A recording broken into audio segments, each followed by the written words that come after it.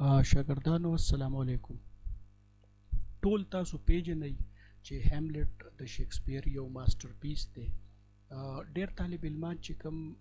ډرامې نه ویلي او یا فور د فرست ټایم د هیملټ سره د هغوی واسطه راځي، نو عموما د دې دا کیریکټرز پیژندل لږ چیلنجینګي او د سټوډنټانو پې وخت لګي. نو ما په را روانو یو څو ورځو کې به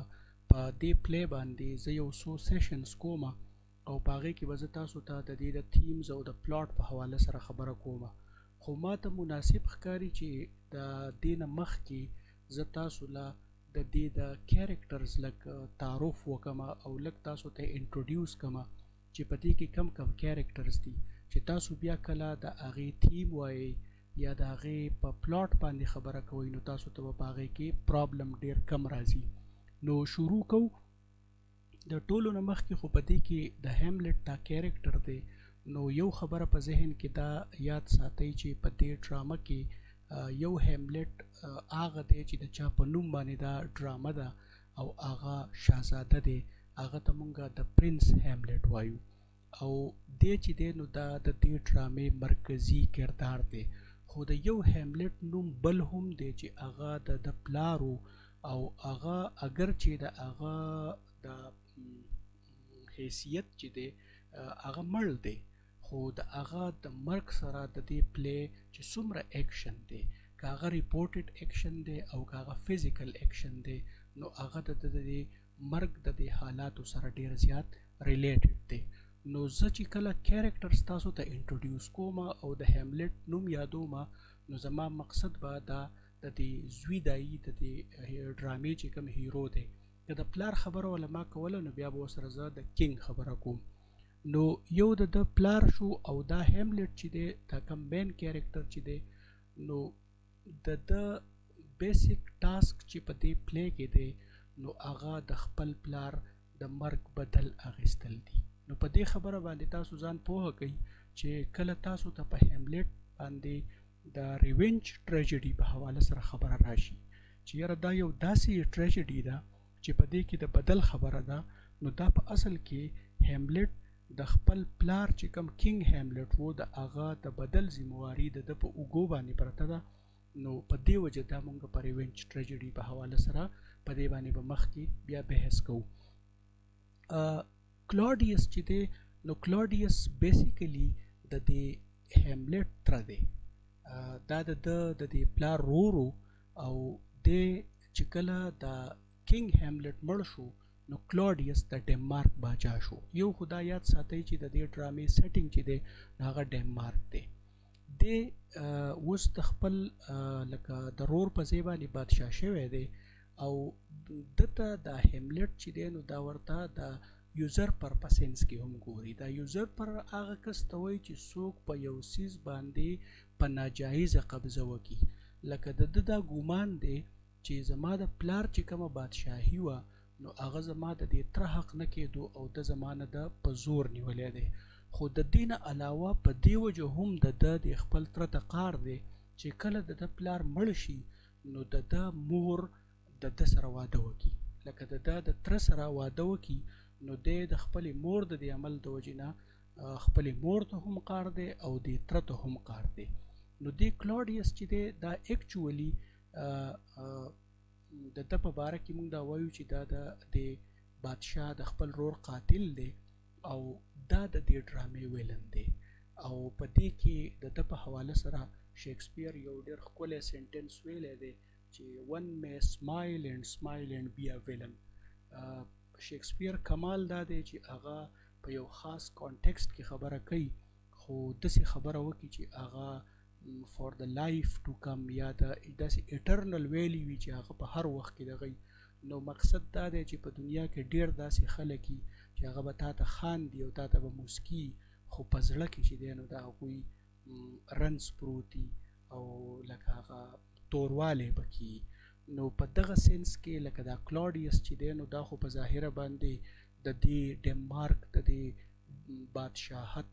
رکواله ځان ته وایي، د هیملټ د تره ځان ته وایي چې لکه زه د پلار په شان یم، بیا یې د مور سره واده کړی او ایکچولی چې دی نو دا ویلن دی. د ته څنګه پته ولګي چې یاره زما د پلار د زما د تره وجلی دی یا مونږ چې دا خبره کوو چې دا د دې بادشاه قاتل دی، نو د دې په حواله سره به بیا په نیکسټ چې کله زه پلاټ تاسو ته ډسکس کوم نو بیا به درته د هغې خبره کوم. بل کیریکټر په دې کې ګرټروډ. دا ګرټروډ چې ده نو دا اکچولی دا کوین اف ډنمارک، دا ملکه ده او دا هغه ښځه ده چې تاسو ته ما ووایي چې دا د هیملټ مور ده. او د دې په دې ډرامه کې په ظاهره باندې که فرض که زه د لږ ساعت لپاره سوچ کوم نو د دې په کمال کارونو کې یو دغه کار دی چې دی ری میریج کړی دی د کلاډیس سره او هغه اوور هیسټي دی. اوور هیسټي ان ا سنس چې کله تاسو دا پلی وایئ نو هیملټ چې کله د خپلې مور په باره کې خپله رایې قایموي یا د ځان سره سوچ کوي نو هغه وایي چې زما دا مور دومره ظالمه ده چې زما پلار کله مړ شو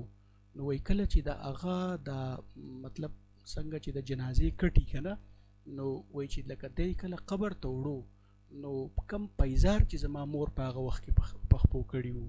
نو د هغې پوندې لا هم نه دي سولیدلي. لکه هغې کې لکه مطلب دا دی چې اټ از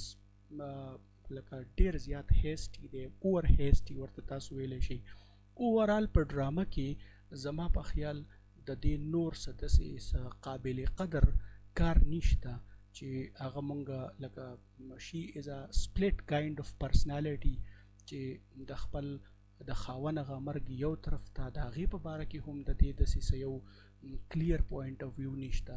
د دې خپل لیور سره د دې واده په باره کې هم د دې داسې څه کلیر پوینټ اف ویو نشته. او بیا د خپل د دې هیملټ چې کوم د دې زوی دی نو د ده سره هم د ده ریلیشن د دې دومره زیات څه داسې څه مونږ یو لاین نشو ډرا کولی ځکه چې دا داسې یو سپلټ کایند اف پرسنالټي. او بیا د دې په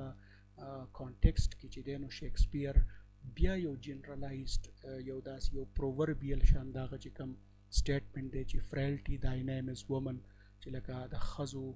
په حواله سره چې د هغه کومه رایې وه یا د دې هغه اکچولي د ګرټروډ په حواله سره. د دې نه علاوه بل کیریکټر په دې کې د هوریشیو دی. هوریشیو چې دی نو هغه که فرض که اوورال تاسو پلاټ ته وګورئ نو په هغې کې خو شاید چې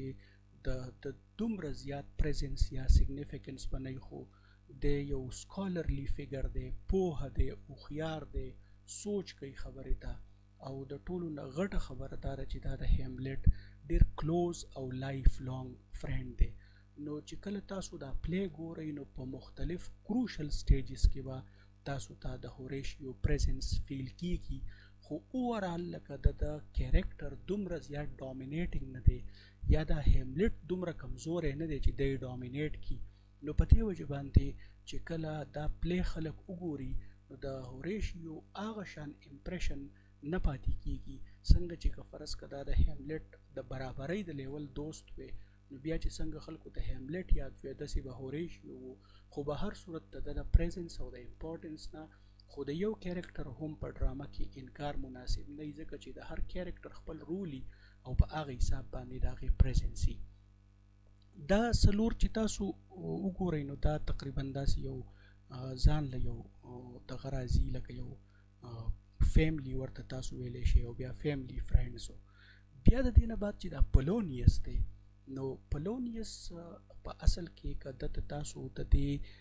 چونکې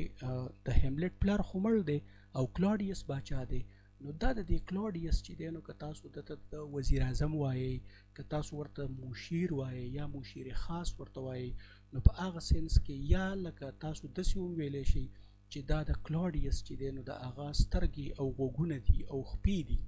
لکه کلاډیس چې څومره هم خپل پلانینګ کوي، خپل منوورینګ کوي او کم سټریټیجیز جوړوي نو په هغې کې د دې پلونیس چې دی نو د ده پکې یو ډېر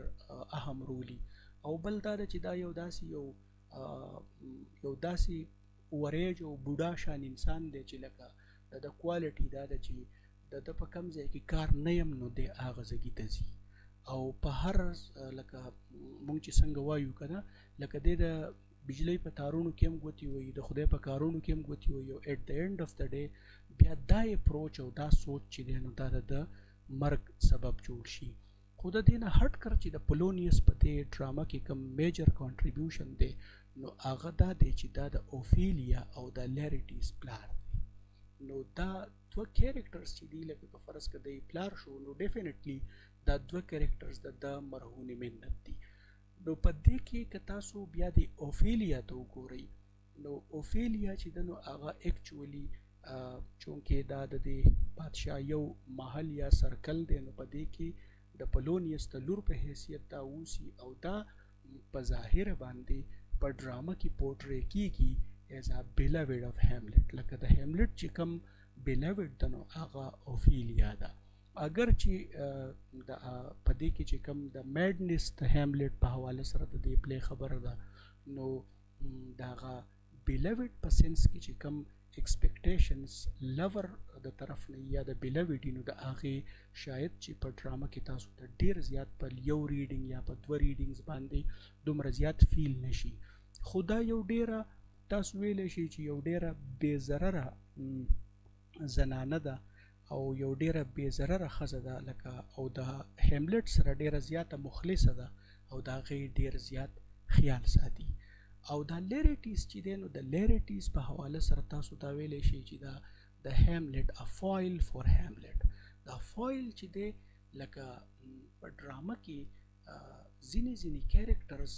دا ډرامټسټ داسې پیدا کی چې هغه د بل اپوزیټ د بل اپوزیټ او یا که اپوزیټ ورته تاسو نه وایئ نو د هغه کوالټیز د بل کیریکټر نه دومره زیات الټا یا مختلفي چې لکه تا هغه ته ګورې تا ته د هغه بل د کمو احساس کیږي. نو اکچولی چې په هیملټ کې د کم کوالټیز مونږ ته کمې فیل کیږي یا په کم ځای کې چې مونږ ته داسې فیل کیږي چې دا هیملټ په دې حواله سره لږ کمزوری دی نو په هغه ځای کې دا لیریټیز ډیر زیات سټرانګ دی. نو د لیریټیز د سټرنث د وجې نه د هیملټ هغه ویکنیسز مونږ ته بهر رادخ کیږي. او بیا ډیفینټلی د لیریټیز د پلی په اینډ کې یو ډیر کروشل رول دی، هغه به زه تاسو ته بیا د پلاټ په حواله سره خبره کوم. اوفیلیا خبره خو تاسو ته ما وکړه. فورټن بریس چې دی نو دا که تاسو د دنیا نقشه وګورئ نو دا ډنمارک چې دی نو دا زما په خیال باندې په دې سکینډینیوین کنټریز کې راځي او دا ډنمارک شو او ناروې شوه فنلینډ شو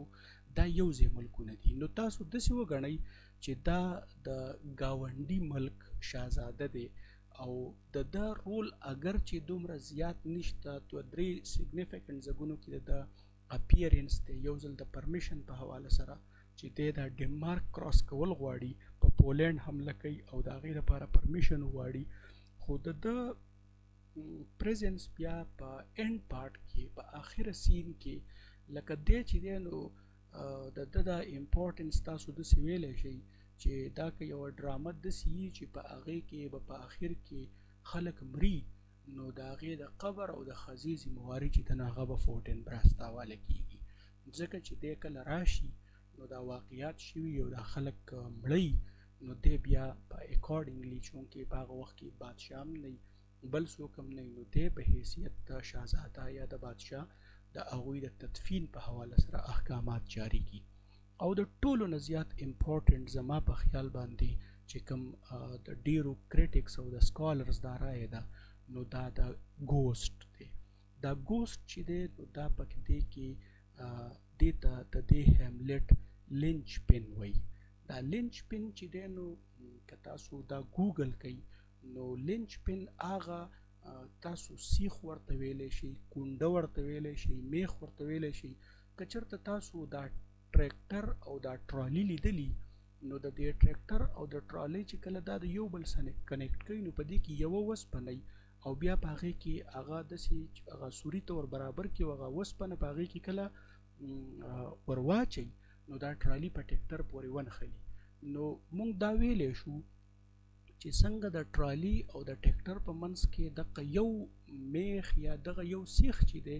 لکه که دا ته لرې کړي نو دا دواړه به جدا کېږي نو دغه شان په دې ډرامه کې دا ګوسټ چې دی نو دا د دې لینچ پن دی. که دا ګوسټ تاسو د دې ډرامې نه لرې کوي نو پته نه لګي چې بیا به د دې ډرامې صورتحال صحیح ډېر سوالونه او د تیمز په حواله سره د دې ګوسټ امپورټنس دی. اوس که فرض که د دې نه تاسو نه یې خبر چې زه دا ګوسټ یادوم نو د دې نه زما څه مطلب دی. اکچولی دا دې ته تاسو په خپل سینس کې روح ویلی شئ چې دا په اصل کې د هیملټ د پلار روح دی چې کوم د مرګ نه بعد راشي او هغه هیملټ ته د خپل مرګ رودات بیان کړي چې یاره زما سره څنګه زیاتی شوی یا زه څنګه مړ یم، خو د هغې په تفصیل کې زه په دې وجه نه ځمه چې بیا به په پلاټ کې په دې باندې خبره کوو، بیا به پکې ریپیټیشن راځي. خو ګوسټ په اصل کې د دې هیملټ د پلار چې کوم مړ دی د هغه روح دی، نو دا په دې کې یو ډیر سیګنیفیکنټ کیریکټر دی. او اگر چې دا د پلی په سټارټ کې راشي او یا په لږ په ارلی میډل ټایم کې، خو بیا د هغې نه بعد د دې پریزنس نه وي، خو دا کیسې له رنګ ورکي او کیسې له ډایرکشن ورکي. نو امید لرم چې تاسو به څه نه څه په دې باندې پوه شوي د دې کیریکټرز په حواله سره. اوس که فرض که زه درته لږ په اسانه باندې که د دې دونه اوږدې کیسې باوجود هم څوک نه پوه شوي، نو د هغوی دپاره ما د ډایګرام ټایپ د جوړولو کوشش کړی دی چې تاسو ورته وګورئ. نو په دې کې دا هیملټ د کینګ شو او دا کلاډیوس شو، دا دواړه رونه دي. ټیک شو. بیا د دې نه بعد چې دی که تاسو دې ته وګورئ، دا ګرټروډ شوه چې کومه د دې لکه د دم ښځه ده، خو دی اوس مړ دی او اوس د دې کلاډیوس ښځه ده. بیا د دې نه بعد چې دی نو زموږ سره دا هیملټ دی، هیملټ د دې کینګ هیملټ زوی دی، او دا بیا د دې ګرټروډ او د دې کینګ هیملټ زوی دی. د دې نه بعد بیا پلونیوس خبره تاسو ته ما وکړه چې کوم د کلاډیوس یو معتمد خاص دی، نو د هغه په حواله سره اوفیلیا او لیریټیس چې دي دا د بچي دي، او هوریشیو چې دی نو دا د هیملټ کلوز فرینډ دی. د دې نه بعد چې دی بیا تاسو ته ما د ګوسټ خبره وکړه چې دا په دې ډرامه کې لکه دا لینچ پن دی، که دا دې تاسو لرې کوي نو په ډرامه کې به څه پاتې نشي. نو په نیکسټ سیشن کې به زه ستاسو سره د هیملټ په پلاټ باندې خبره کوم. زه به درته قیصه کوم په اسانو الفاظو کې چې د دې هیملټ سټوري څه ده، د دې پلاټ څه دی. نو په نیکسټ سیشن کې به انشاءالله ملاقات کوو. شکریہ.